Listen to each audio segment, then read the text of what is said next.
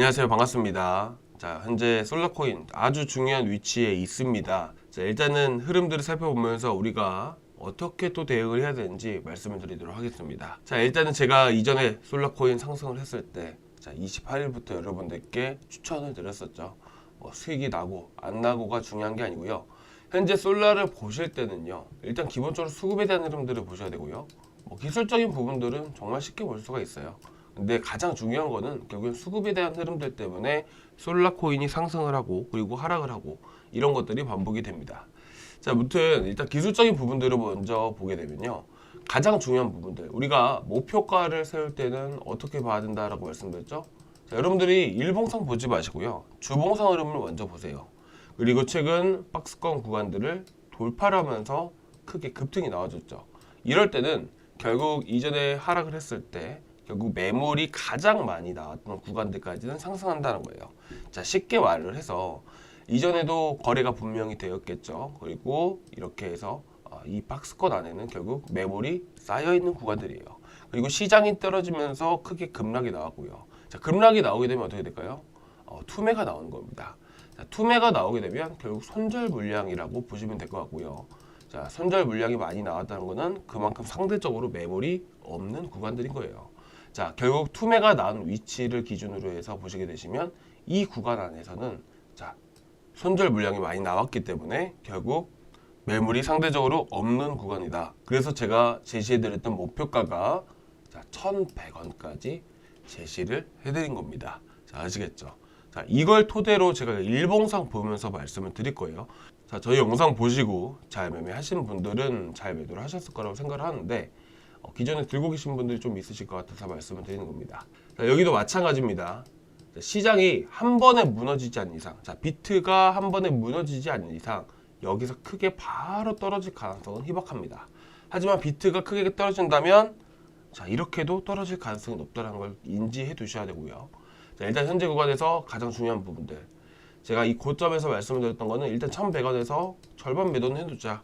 자, 그 다음에 우리가 노려야 되는 부분들이 뭐냐면 현재 구간에서 870원에서 자, 그리고 880원 구간들까지 우리가 봐야 되는데, 이 자리가 바로 추세가 이탈되는 자리다, 추세가 전환되는 자리다 라고 말씀드렸습니다. 결국엔 단기적으로 하락 추세가 이어지게 되고 비트 또한 떨어지게 된다면 더 크게 하락을 할 수 있겠죠. 자, 일단은 현재 구간에서 고점 구간에 역시나 거래가 많이 터졌던 구간들이고 매물이 쌓이면서 투매가 나온 상황입니다. 그리고 870원에서 890원까지 어느 정도 또 지지를 해주면 일시적으로 강한 반등이 나와줄 수 있어요. 그게 대략 940원에서 950원까지 일시적으로 반등이 나와줄 수 있으니까 현재 물리신 분들 같은 경우에는 이 고점 구간으로 해서 반등이 나왔을 때 어느 정도 정리해 나가시는 걸 추천드리고요. 제가 사실 지금 시장 보시면 밀크라든지 플레이드, 보라, 이 김치 코인들이 정말 많이 올라가고 있어요. 이런 걸 보시면서 여러분들이 시장이 너무나도 좋다, 시장이 더 갈 것 같은데 라고 생각하시는 분도 계실 텐데, 제가 분명히 말씀드리는 부분이지만 암호화폐를 비롯해서 전반적인 시장은요, 미국의 흐름을 따라갑니다. 나스닥에 대한 흐름들을 보게 되면 3일 연속으로 음봉이 나왔고요. 자, 어제 같은 경우에는 지금 마감했을 때가 마이너스 1% 넘게 하락이 한번 나와줬습니다.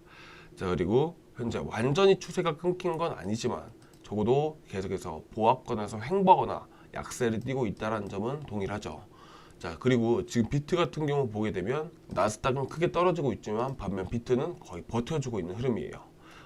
지금 보시게 되시면 상승할 만한 상승 모멘텀이 없습니다. 시장이 앞으로 더 상승을 할 만한, 앞으로 더 크게 올라갈 만한 이유가 없어요. 그럼 어떻게 되죠? 시장은 하락합니다. 자, 이 부분은요, 제가 25K 구간에서도 분명히 말씀을 드렸어요, 이 당시에. 그런데 크게 급락하고 나서 대부분 다 물렸고요. 그리고 이 구간에서 운이 좋게도 실리콘밸리 파산 때문에 비트가 수혜다라고 얘기가 나오면서 크게 상승이 나왔습니다. 자, 그런데 SVB 사태에 대한 부분들이 어느 정도 잠잠해지긴 했지만, 자, 이 여파는 계속해서 남아 있습니다. 자, 이걸 벌써 까먹으신 분들이 많이 계시는데, 자, 결국 코인도요, 투자를 받아가면서 성장을 하게 됩니다. 자, 코인을 가지고 돈을 버는 기업은 그렇게 많지는 않아요. 그렇다 보니까 투자를 받게 되는 건데요, 대표적으로 바이오 기업이라든지 이런 암호화폐, 블록체인 기업들은요, 대부분 이렇게 투자를 받아야지만 결국 기업이 살아날 수가 있고요. 마찬가지로 SBB 사태 때문에 이 투자가 더디게 된 부분들 때문에 어떻게 보면 코인 시장에도 큰 악영향이 미칠 수 있다. 다만 안전 자산으로 미치는 비트코인 같은 경우에는 조금 다른 케이스라는 거죠. 그래서 최근에 시장이 크게 올라왔을 때 비트가 상대적으로 또 많이 올라갈 수 있었던 이유입니다. 여전히 이런 게 길어지면 길어질수록 어떻게 보면 증시에도 영향이 당연히 가기 때문에 코인에도 영향은 당연히 갈 수밖에 없다. 비트는 지금 버텨주고 있죠. 아까 보시다시피 나스닥은 계속 꼬꾸라지고 하락이 나왔습니다. 비트 같은 경우도 결국에는 나스닥 증시에 대한 흐름들을 보면서 따라갈 수밖에 없기 때문에 여러분들 지금부터는 조심하시기 바랍니다. 시장이 좋다고 단타를 해야 된다고 마구마구 보면서 시장이 너무너무 좋습니다 라고 생각하지 마시고요. 지금부터는 어느 정도 경계심을 가질 필요가 있습니다. 여러분들 지난번을 돌아보게 되면 이 구간, 고점 구간에서 물리신 분들, 크게 시장이 급락을 했을 때 정말 큰 손실 눈으로 확인하셨을 거예요. 물리신 분들은 다시는 이런 상황을 겪으면 안 되겠죠. 좀 조심하시기 바라고요. 자, 일단은 저희가 시장에 대한 브리핑, 그리고 솔라 같은 경우도 제가 여러분들께 이렇게 추천해 나갔어요. 50% 60%까지 또 수익을 보고 마무리했던 코인이고요. 최근에 세타필도 66원에 나가면서 80원대 매도하면서 20% 넘게 수익을 드렸죠. 자, 영상을 통해서도 여러분들께 추천을 드리고 있는데 영상뿐만 아니라 여러분들이 놓치지 마시라고 저희가 카톡방을 통해서도 추천을 드리고 있습니다. 시장 보는 방법이 어렵다든지 아니면 어떤 코인을 우리가 매매를 해야 되는지 이런 부분들을 다 자세하게 말씀을 드리니까요.